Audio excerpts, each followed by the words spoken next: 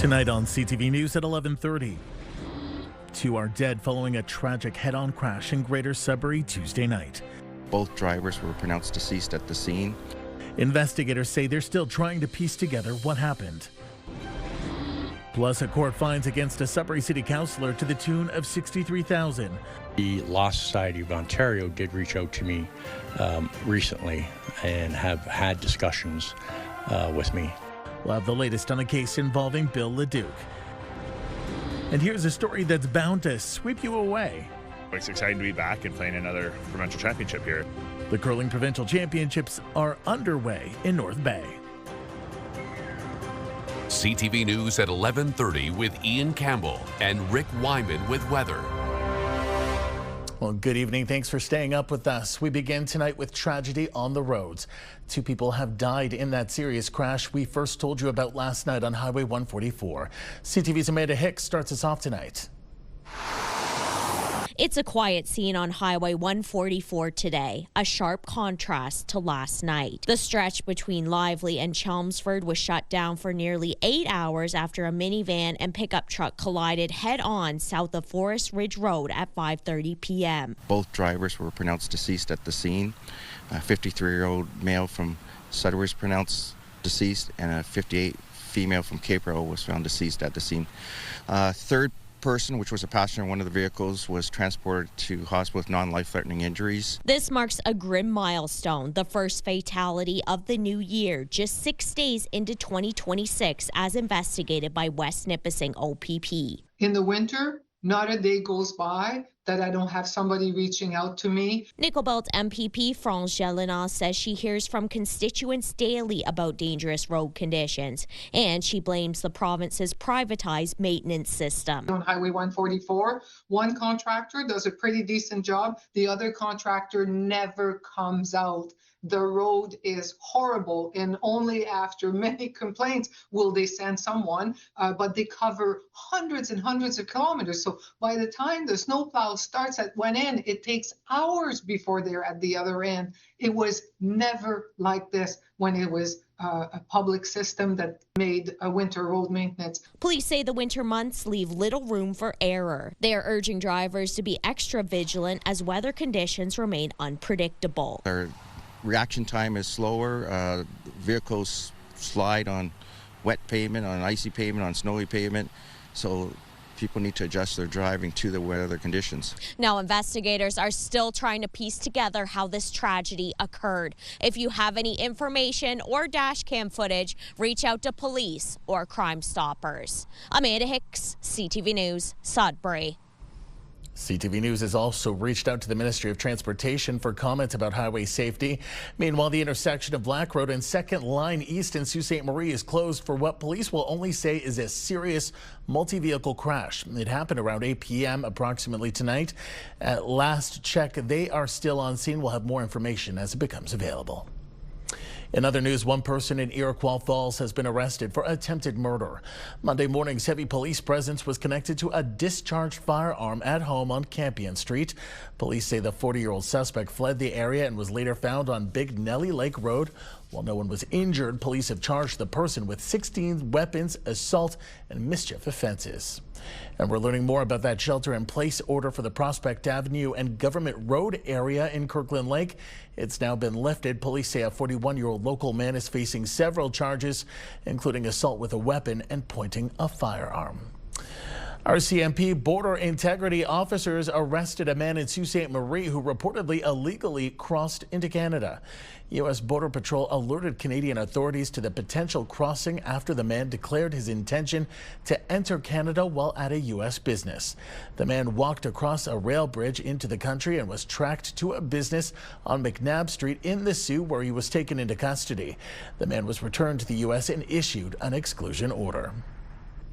A Sudbury City Councillor has been ordered to pay $63,000 in legal fees linked to a defamation suit he chose not to follow through with. The case stems from allegations by a private citizen that Councillor Bill Leduc breached the Municipal Elections Act. CTV's Elena Everson reports. The two offices that he works at. We met with the plaintiff and city councillor in the case, Bill Leduc, for his reaction to the decision on costs in the case. A judge has ordered him to pay a total of $63,000 in legal fees to a private citizen and the city. My reason for pulling the case last summer was due to the fact that the Election Compliance Committee was waiting on the outcome of these two cases, which would have potentially had an impact on moving forward for them. So I want to expedite the Election Compliance Audit Committee, where I know I will be proven innocent. The judge's decision orders Leduc to pay Anastasia Rioux just over $33,000 and the city $30,000 for legal costs. In a statement, the defendant, Anastasia Rioux, says in part, "I believe deeply in truth, integrity, and rule of law. I expect the same for those who serve in public office. Fairness in elections is fundamental to a healthy democracy, and I will always stand by the principle of a level playing field for all." It goes on to say, "I sincerely hope this lawsuit doesn't discourage citizens from standing up for what is right and just in the future, out of fear of retaliation." We reached out to the city, and in a statement says in part, "This latest ruling affirms the integrity of the independent process required by the Municipal Elections Act. It awards the city $30,000 in costs, ensuring taxpayers are not held fully responsible for the legal expenses incurred to defend the action." At one point, Leduc filed a motion for his former lawyer to foot the legal bills for delays and absences, but the judge has ruled Leduc is responsible for paying them. The Law Society of Ontario did reach out to me recently and have had discussions with me. So I'm looking forward to seeing what evolves from that. Leduc would not comment if he plans to run again in the upcoming municipal election this fall. Alana Everson, CTV News, Sudbury. Well, it's Wednesday. Every Wednesday, we take time out to interview a mayor of our choosing in a segment we call the Mayor's Chair. Earlier tonight, I spoke with Espanola's Doug Gervais on the latest involving the old Domtar property. Here's part of our conversation. Right now, what BMI is looking at the mill. They're in the forestry-related industries. They have house-related industries. They want to attract different kinds of business to the property to make an industrial hub that would be a part of the network of industrial properties they own across the country. It's an incredible property with infrastructure, hydroelectric dam, and rail access to the possibilities and are tremendous. Yes, 2025 was an amazing year for Espanola. And like I say, despite the mill closure, the residential development has been at all-time high, with 43 new residential units being built in 2025 alone. So, and the community has come together despite the closure, and I'm really proud, and they should be proud of themselves here in Espanola for sure. Our thanks to Mayor Gervais. That full interview is up on our website at ctvnewsnorthernontario.ca. Next week, we'll speak to the mayor of Temagami, Dan O'Meara. Prime Minister Mark Carney is planning to host premiers in Ottawa later this month to talk trade. Senior government sources tell CTV News that the First Minister's meeting will take place on January 29th.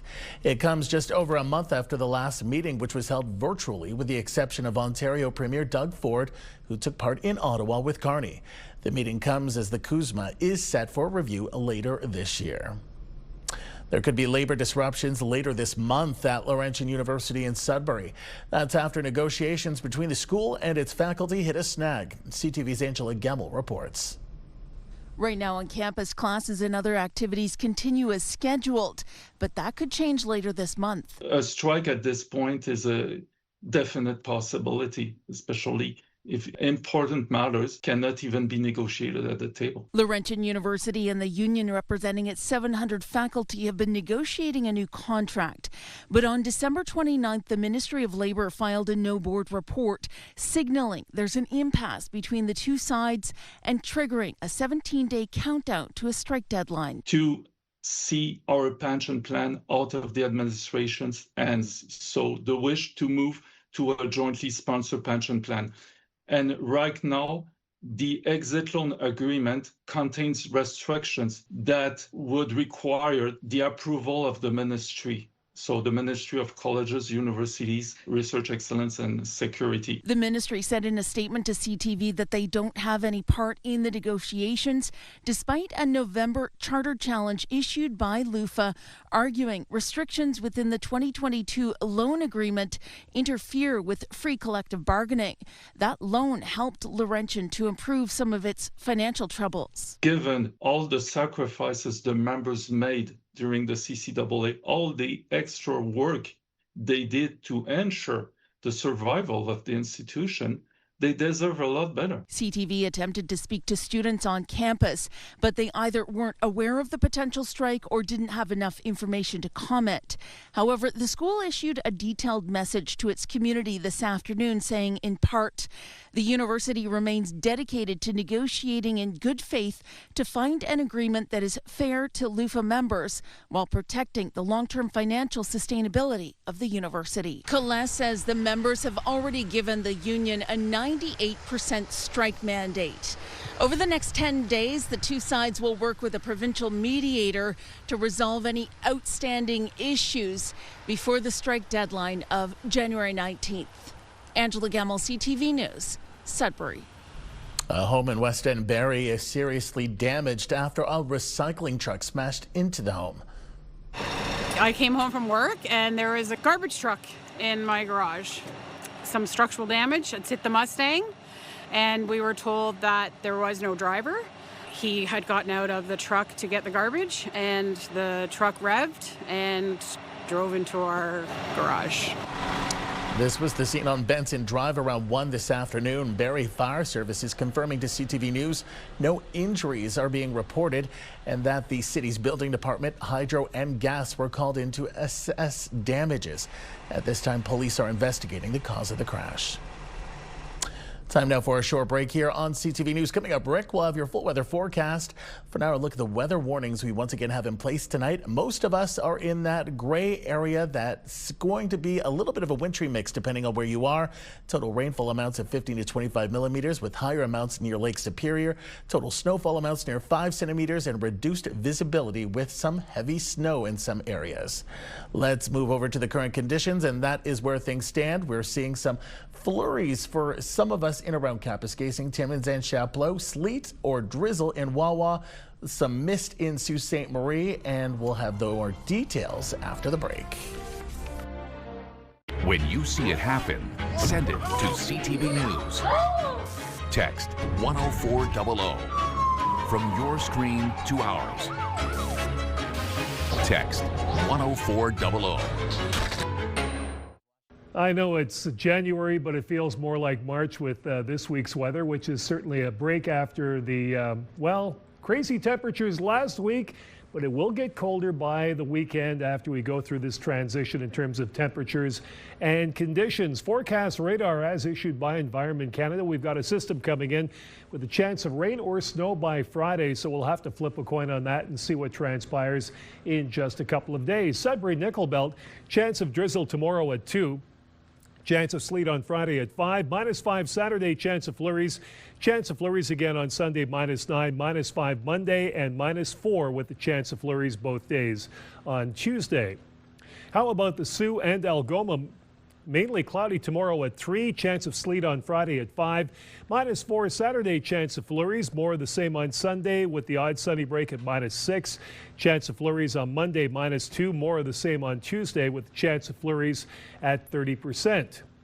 Then there's Timmins, Cochrane, Kapuskasing. Mainly cloudy tomorrow at 3. Periods of snow Friday as that system moves in. Some areas will get rain, some areas will get snow. 1 degree the expected high. Saturday, chance of flurries, -8. -13 Sunday, chance of flurries. Warming up to -5 on Monday with the chance of flurries and more cloud cover on Tuesday with a high of -8. Temiskaming Shores and Kirkland Lake, chance of drizzle tomorrow at 3. 4 degrees on Friday, rain or snow, take your pick. Chance of flurries on Saturday, -7, -10 Sunday, chance of flurries. More of the same on Monday, warming up to -5, and the chance of flurries on Tuesday at -4 degrees, then dropping down to -15 overnight. How about North Bay, West Nipissing? Gradual clearing tomorrow at +2. Rain or snow Friday at 6 degrees. Saturday, chance of flurries -4. Sunday, chance of flurries -6. Chance of flurries Monday -5, and more of the same on Tuesday, warming up to -2. Chance of flurries at 30%. So you should be well at around -8 degrees and only -2 on Tuesday. I'd say that's a pretty good looking forecast, at least right now. So Ian, that transition will continue before it starts to cool off in just a couple of days. But again, rain or snow come Friday. Take your pick on that one. Back to you. But at least it will be warm. Thanks, Rick. Well, today marked another busy day of snow removal in Timmins. Earlier today, public works crews could be spotted starting to clear the downtown. Downtown Timmins BIA posting this photo of removal crews getting started on Pine Street today. Teams were hauling snow out of the on-street parking spaces in hopes of making more room. Last night, city officials in an update were told more than 2,000 loads of snow have so far been hauled away. According to the city, that's 40,000 cubic meters of snow, or 1 billion Lego bricks. Yesterday, Public Works removed another 745 loads from streets and sidewalks. Hard-hit areas like Schumacher have also required their own plan of attack. Like most industries, we're not fully staffed up. We have a lot of new people that don't have a lot of experience. So, and then we rely on contracted services, for the rest of the work we do. Purcell says they received 3 to 4 storm events worth of snow within just a couple of days. CAO Dave Landers has been quoted as saying the city will be digging out easily for at least another month. While the warm-up might be nice, melting snow down in southern Ontario mixed with significant rain has created the perfect storm for flooding. CTV's Karis Mapp now on the cleanup. I thought, oh no, what's happening? What needs to happen? It's a gift no one wants for Christmas. A late December flood forcing staff at the Ray of Hope in Kitchener to pivot. Our executive team works up here, HR, our donations, fundraising team, our accounting, payroll, those kind of important things. The bulk of the damage was contained to the second floor, but leakage caused concern for the hub helping vulnerable individuals. We're feeding and have a day space for up to 300 people every day. So we had to close for that day. It wasn't long before they called in a restoration company. Working with Woodhouse also, they came in right away. The water came in through the roof just from what happened. There was a backup, just too much snow, too much ice. Typically the water would drain or flow towards the drains. This time it didn't, so it just backs up. Now that the area has been drained, crews are keeping it dry, a common practice this company is all too familiar with. I think over the last week and a half or so, we've probably had 200-300 calls, between commercial and residential. It comes after the significant snow mixed with heavy rain and warming temperatures across southern Ontario. We're seeing roof leaks, we're seeing some pump failures in basements, we're seeing window leaks. And it's not just in buildings. Some streets are also experiencing ponding and pooling. In some cases, we're seeing that there's some localized minor flooding taking place where there might be some blocked catch basins. While City of Kitchener crews work to clear the roadways, officials are also offering tips to protect your property. Remove snow that's built up around the foundation of the building, paying special attention to basement windows or basement doorways to keep those clear. As for the Ray of Hope, staff are optimistic they'll be back in their offices soon. Within 2 weeks, we're going to be back in and running, which is, fantastic. They know the time crunches that we're under. They know the important work that we're doing. Karis Mapp, CTV News, Kitchener. Still ahead tonight on CTV News. We had a battle of the north tonight between the Wolves and the Hounds. More on that after this break.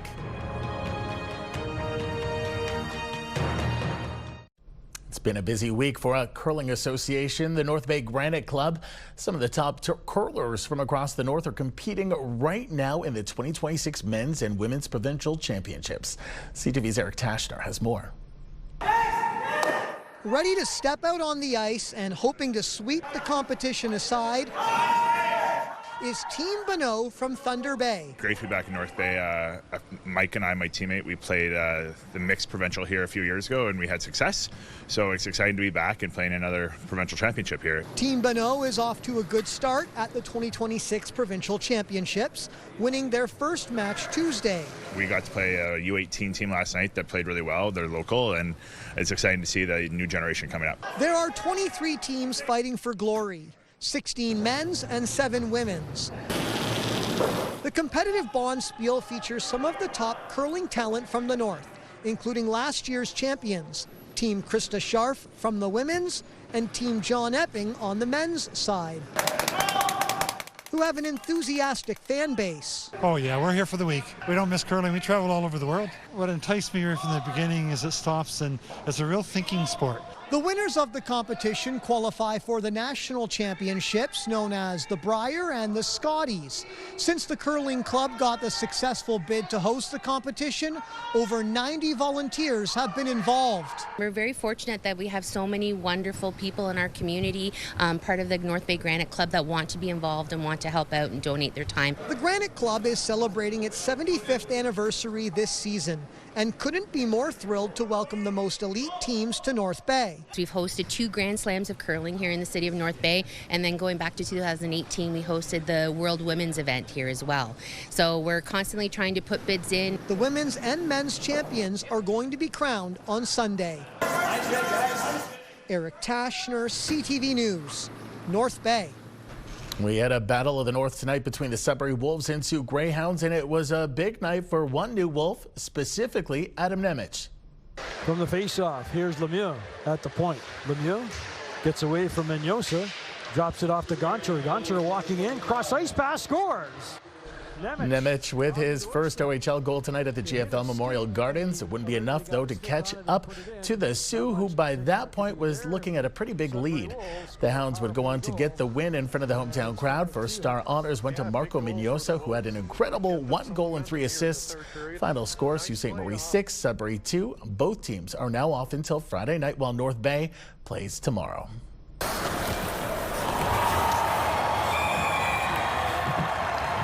Meanwhile, Greyhounds fans will soon be cheering too as World Junior goaltender Carter George is heading to Sault Ste. Marie. The Thunder Bay native has been with Owen Sound for 3.5 seasons and was a second-round pick of the LA Kings in 2024. George comes to the Sioux in exchange for 7 priority selection picks just days after winning bronze with Team Canada Monday. Well, one of the things that makes us Northerners is so good, or one of the things that makes us so appealing, is how we look out for one another, and communities are no different. Earlier this week, the town of Espanola announced it had to close the arena after its Zamboni broke down. Well, take a look at this. These pictures posted by Espanola on its Facebook page today. Town officials announcing they are back on the ice thanks to the generosity of their neighbors in Blind River. Blind River had a spare resurfacer and lent it out to Espanola, allowing them to maintain their skating schedule.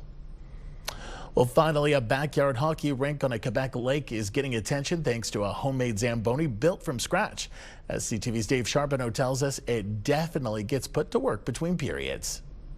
And in 2010, I decided to start doing a skating rink on the lake. For Chris Flynn, building a rink on Long Lake in Mayo, Quebec, northeast of Gatineau, has been a labor of love for more than a decade. But keeping the ice smooth wasn't always easy, until now. The last year, year or two, Stefan has helped me to take it to another level. That next level came from his neighbor, Stéphane Dehaye, and a machine he built by hand. What we like about it, it's the same shape as a real Zamboni. The project started with old equipment and a lot of problem solving. I had an old lawnmower machine and I stopped from there. The homemade Zamboni uses hot water, just like the real thing, making a big difference. The result? Smooth, glistening ice. We're able to use hot water, which cures and repairs the ice better than cold water. The machine even rolls out between periods, turning a pickup game into something straight out of an arena. So it's everyone's true dream. In between periods, this miniature Zamboni came and did the rink. The video of that moment has now gone viral, but for Dehaye, the payoff is much simpler. It's a lot of work to maintain the rink on the lake, but every time we got people using it, it's a reward for us. A homemade Zamboni, a backyard rink, and a neighborhood project that shows just how far Canadians will go for the love of the game. Dave Charbonneau, CTV News. Very cool. That takes us to the end of our newscast this Wednesday night, and a very happy Orthodox Christmas to those of you celebrating this evening. For the latest news anytime, remember you can head to our website, ctvnewsnorthernontario.ca. You can also download our CTV News app. Thanks for watching. Good night.